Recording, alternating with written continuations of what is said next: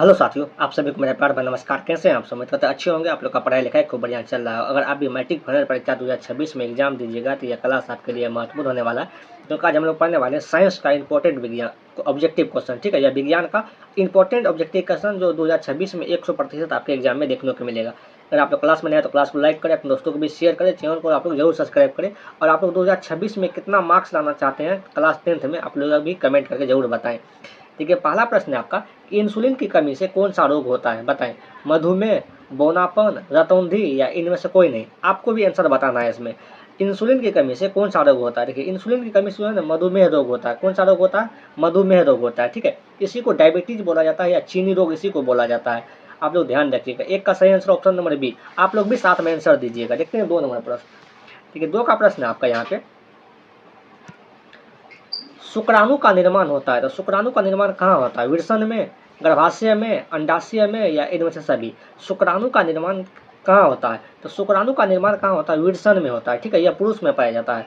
तो 2 का सही आंसर ऑप्शन नंबर ए हो जाएगा। देखते हैं 3 नंबर प्रश्न। ये 3 का प्रश्न है आपका यहाँ पे कि सर्च लाइट का परावर्तक सतह होता है तो सर्च लाइट का परावर्तक सतह कैसा होता है? उत्तल, उत्तर नहीं होगा, उत्तल नहीं, उत्तल होगा। यहाँ पे उत्तर लिखा गया है। ठीक है, क्या होगा? उत्तल, अवतल, समतल या इनमें से कोई नहीं। बता इसका सही आंसर क्या होगा? तो सर्च लाइट का जो परावर्तक सतह होता है ना, वो कैसा होता है? अवतल होता है। ठीक है, 3 का सही आंसर ऑप्शन नंबर बी हो जाएगा। देखते हैं 4 का प्रश्न। देखिए, 4 का प्रश्न है आपका यहाँ पे कि प्रकाश के परावर्तन के कितने नियम रहता है? बताएं। 1, 3, 2 या 5? यह सबसे आसान सवाल है आज का। बताइए प्रश्न क्या होगा? प्रकाश के परावर्तन के कितने नियम होते हैं? इसका कमेंट में आप लोग आंसर दीजिएगा। ठीक है, हम छोड़ दे रहे हैं, आपके लिए होमवर्क है। आप लोग कमेंट में बताइए इसका आंसर क्या होगा। देखते हैं 5 का प्रश्न। देखिए, 5 का प्रश्न है आपका यहाँ पे कि प्रकाश की किरणें गमन करती है तो प्रकाश की किरणें गमन करती है किस दिशा में? पूछा। सीधी रेखा में, किसी भी दिशा में, टेढ़ी दिशा में या इनमें से कोई नहीं। बता इसका सही आंसर क्या होगा? प्रकाश की किरणें गमन करती है तो कैसे गमन करती है? सीधी रेखा में। ठीक है, 5 का सही आंसर ऑप्शन नंबर ए हो जाएगा। देखते हैं 6 नंबर प्रश्न। आप लोग भी साथ में आंसर दीजिए। देखिए, 6 का प्रश्न है आपके यहाँ पे स्त्रियों में लिंग गुणसूत्र का युग्म होता है। स्त्रियों में जो है ना लिंग गुणसूत्र कैसा होता है? वाई वाई या XY, XX या इनमें से सभी? बताएं। देखिए, स्त्री में जो गुणसूत्र पाया जाता है ना वह XX पाया जाता है। कौन पाया जाता है? XX। लेकिन जब पुरुष में पूछेगा तो क्या होगा? पुरुष में XY होगा, स्त्री में XX पाया जाता है। ठीक है, तो 6 का सही आंसर ऑप्शन नंबर सी हो जाएगा। देखते हैं 7 का प्रश्न। आप लोग भी साथ में आंसर दीजिए। ठीक है, देखिए, ओम का नियम का सूत्र है तो ओम का नियम का सूत्र क्या होता है? V बराबर I प्लस आर या V बराबर I स्क्वायर आर या V बराबर आई आर स्क्वायर या V बराबर आई आर? बताएं। देखिए, ओम का जो सूत्र होता है वो होता है V बराबर आई आर। V बराबर आई आर होता है। ठीक है, आप लोग ध्यान रखिएगा। तो 7 का सही आंसर क्या होगा? ऑप्शन नंबर डी हो जाएगा। देखते हैं 8 नंबर प्रश्न और आप लोग भी साथ में आंसर दीजिए। देखिए, 8 का प्रश्न है आपका यहाँ पे कि प्रतिरोध का ऐसा मात्रक होता है तो प्रतिरोध का ऐसा मात्रक क्या होता है? जूल, वाट, ओम या एम्पियर? बताएं 8 का सही आंसर क्या होगा? देखिए, प्रतिरोध का ऐसा मात्रक क्या होता है? ओम होता है। ठीक है, जूल किसका होता है? जूल होता है कार्य का ऐसा मात्रक। तो कार्य का ऐसा मात्रक क्या होता है? जूल होता है। वोल्ट किसका होता है? वोल्ट होता है विभवांतर का ऐसा मात्रक। ठीक है, विभवांतर का ऐसा मात्रक क्या होता है? वोल्ट होता है। आप लोग ध्यान रखिएगा। और ये तो प्रतिरोध का हो गया ओम। एम्पियर किसका होता है? विद्युत धारा का। तो विद्युत धारा का हो जाता है आपका, विद्युत धारा का हो जाता है एम्पियर। ठीक है, आप सभी याद रखिएगा, सभी एक एक पूछा जाएगा आपसे। ठीक है, तो 8 का सही आंसर ऑप्शन नंबर सी हो जाएगा। देखते हैं 9 नंबर प्रश्न। 9 का प्रश्न है आपका यहाँ पे किसी भी उदासीन विलयन का पीएच मान होता है। किसी भी उदासीन विलयन का पीएच मान कितना होता है? 6, 7, 8 या 9? बताएं इसका सही आंसर क्या होगा? तो किसी भी उदासीन विलयन का पीएच मान कितना होता है? 7 होता है। 9 का सही आंसर ऑप्शन नंबर बी हो जाएगा। देखते हैं 10 नंबर प्रश्न। ये 10 का प्रश्न है आपका यहाँ पे कि शुद्ध जल का पीएच मान होता है तो शुद्ध जल का जो अपने लोग पानी पीते हैं उसका पीएच मान कितना होता है? 6, 4, 8 या 7 होता है। देखिए, पीएच को जब पीएच का मान जब किसके बराबर होता है? 7 के बराबर होता है। तो क्या होता है यहाँ पे? उदासीन होता है। ठीक है, जब पीएच का मान 7 से क्या होता है? अधिक होता है तो क्या होता है? ये क्षारीय प्रकृति का होता है। जब पीएच का मान 7 से क्या होता है? कम होता है। जब 7 से कम होता है तो किस प्रकृति का होता है? ये अम्लीय प्रकृति का होता है। आप लोग ध्यान रखिएगा। ठीक है, तो 7 से कम रहेगा तो खट्टा होगा, स्वाद में खट्टा होता है। और 7 से अधिक रहेगा तो वह क्षारीय प्रकृति का होगा, मतलब कड़वा होगा। लेकिन 7 क्या होता है? उदासीन। पानी जब पीजिएगा तो इसमें कोई स्वाद नहीं होता, नहीं खट्टा होता नहीं कड़वा होता है, इसीलिए इसका क्या होता है? उदासीन होता है। 10 जल का पीएच मान क्या होता है? 7 होगा। ठीक है, 10 का सही आंसर ऑप्शन नंबर डी हो जाएगा। देखते हैं 11 का प्रश्न। 11 का प्रश्न है आपका यहाँ पे कि बॉक्साइड किस धातु का अयस्क है? बताएं इसका सही आंसर क्या होगा? एल्युमिनियम, जस्ता, तांबा या लोह? बॉक्साइड जो होगा किस धातु का अयस्क है? तो बॉक्साइड एल्युमिनियम धातु का अयस्क है। ठीक है, 11 का सही आंसर ऑप्शन नंबर ए हो जाएगा। देखते हैं 12 का प्रश्न। देखिए अगर आप लोग यहाँ तक आए तो क्लास को लाइक करें, अपने दोस्तों को भी शेयर करें, चैनल को जरूर आप लोग सब्सक्राइब कर लीजिए। ये 12 का प्रश्न है कि शुद्ध सोना कितने कैरेट का होता है बताएं? 20 कैरेट, 22 कैरेट, 24 कैरेट या 26 कैरेट। तो शुद्ध सोना जो है ना कितना कैरेट का होता है? तो शुद्ध सोना कितना कैरेट का होता है? 24 कैरेट का होता है। ठीक है, आप लोग अगर शादी में जाइएगा सोना खरीदने के लिए तो कितना कैरेट का लीजिएगा आप लोग? 24 कैरेट का लीजिएगा। आप लोग अपने अपने शादी में जब खरीदिएगा कभी भी, ठीक है, कितना होगा? 24 कैरेट हो जाएगा। 12 का सही आंसर ऑप्शन नंबर सी हो जाएगा। देखते हैं 13 का प्रश्न। देखिए 13 का प्रश्न है आपका यहाँ पे कि भोजन का पचना किस प्रकार की अभिक्रिया है बताएं? अपचयन, संयोजन, उपचयन या विस्थापन। तो भोजन का पचना किस प्रकार की अभिक्रिया है बताएं? इसका सही आंसर क्या होगा? तो भोजन का पचना किस प्रकार की अभिक्रिया है? उपचयन अभिक्रिया है। ठीक है, तो 13 का सही आंसर क्या होगा? ऑप्शन नंबर सी हो जाएगा। देखते हैं 14 का प्रश्न। 14 का प्रश्न है आपका यहाँ पे कि एंड्रोजन है। एंड्रोजन क्या है बताएं? नर हार्मोन, मादा हार्मोन, पाचक रस या एंजाइम। तो एंड्रोजन क्या है? एंड्रोजन एक नर हार्मोन है। क्या है? नर हार्मोन है, यह पुरुष में पाया जाता है। ठीक है, इसमें यहाँ लिखा हुआ है नर हार्मोन। तो 14 का सही आंसर क्या होगा? ऑप्शन नंबर ए हो जाएगा। देखते हैं 15 का प्रश्न। आप लोग भी आंसर बताइएगा। चलिए इसका आंसर बताएं आप लोग कि विभवांतर कैसा मात्रक होता है? यह प्रश्न का आंसर हम लोग बता चुके हैं पिछले सवाल में, बताया 8 नंबर में शायद।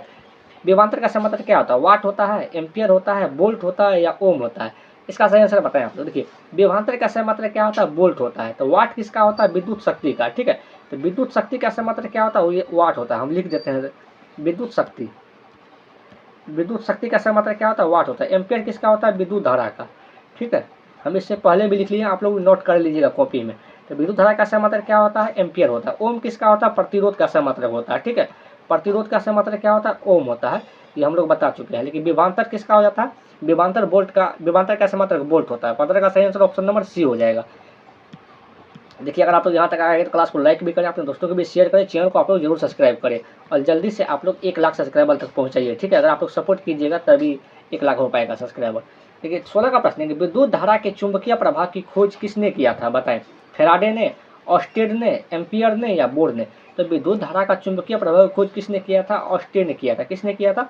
ऑस्टेड ने किया था। ठीक है, 16 का सही आंसर ऑप्शन नंबर बी हो जाएगा। देखते हैं 17 का प्रश्न। देखिए 17 का प्रश्न है आपका यहाँ पे कि भारत में उत्पादित प्रत्यावर्ती विद्युत धारा की आवृत्ति है। तो भारत में जो उत्पादित प्रत्यावर्ती विद्युत धारा है उसकी आवृत्ति क्या होता है? 80 हर्ट्ज, 70 हर्ट्ज, 60 हर्ट्ज या 50 हर्ट्ज। बताएं इसका आंसर क्या होगा? तो भारत में उत्पादित प्रत्यावर्ती विद्युत धारा की आवृत्ति कितना होता है? 50 हर्ट्ज होता है। कितना होता है? 50 हर्ट्ज। 70 का सही आंसर क्या होगा? ऑप्शन नंबर डी हो जाएगा। यह भारत सरकार द्वारा तय किया गया है। ठीक है, 17 का ऑप्शन नंबर क्या होगा? यहाँ पे डी हो जाएगा। देखते हैं 18 का प्रश्न। देखिए 18 का प्रश्न है आपका यहाँ पे कि विद्युत धारा उत्पन्न करने की युक्ति को कहते हैं। तो विद्युत धारा उत्पन्न करने की युक्ति को क्या कहते हैं? जनित्र, गैल्वेनोमीटर, एमीटर या मोटर। तो विद्युत धारा जो उत्पन्न करता है उसकी युक्ति को क्या कहते हैं? जनित्र कहते हैं। ऐसी को गाँव में क्या बोला जाता है? जनरेटर बोला जाता है। ठीक है, 18 का सही आंसर क्या होगा? ऑप्शन नंबर ए हो जाएगा। देखते हैं 19 का प्रश्न। 19 का प्रश्न है आपका यहाँ पे कि विद्युत आवेश का असहाय मात्रक होता है। तो विद्युत आवेश का असहाय मात्रक क्या होता है? वोल्ट, ओम, एम्पियर या कूलम। बताएं विद्युत आवेश का असहाय मात्रक क्या होता है? तो विद्युत आवेश का असहाय मात्रक क्या होता है? कूलम होता है। वोल्ट किसका होता है? विभवांतर का। ओम किसका होता है? प्रतिरोध का। और एम्पियर किसका होता है? विद्युत धारा का। यह बता चुके हैं हम लोग। ठीक है, इसका क्या हो जाएगा? ऑप्शन नंबर डी हो जाएगा। विद्युत आवेश का क्या हो जाएगा? यहाँ पे कूलम हो जाएगा। 19 का सही आंसर ऑप्शन नंबर डी हो जाएगा। देखते हैं 20 का प्रश्न। देखिए 20 का प्रश्न है आपका यहाँ पे कि नर युग्मक में गुणसूत्र की संख्या होती है। तो नर युग्म में गुणसूत्र की संख्या कितना होता है? 22, 23, 24 या 21। बताएं नर युग्म में गुणसूत्र की संख्या कितना होता है? 23 होता है। या 23 जोड़े होते हैं या क्या होगा? 46 पीस हो जाएगा संख्या में। ठीक है, 20 का सही आंसर ऑप्शन नंबर बी हो जाएगा। आप लोग भी साथ में आंसर दीजिए। देखिए 21 का प्रश्न है आपका यहाँ पे कि आरबीसी का जीवन काल होता है। तो आरबीसी का मतलब क्या हुआ? आर का मतलब हुआ रेट, बी का मतलब हुआ ब्लड, 80 का मतलब हुआ कर्परेस। ठीक है, लाल रक्त कणिकाएं इसका मतलब हुआ। इसका जीवन काल कितना होता है? 120 दिन, 180 दिन या 80 दिन या 220 दिन। तो आरबीसी का जीवन काल कितना होता है? 120 दिन होता है। ठीक है, तो आपसे पूछा जाएगा डब्ल्यूबीसी का जीवन काल कितना होता है? डब्ल्यूबीसी का जीवन काल होता है 204 दिन।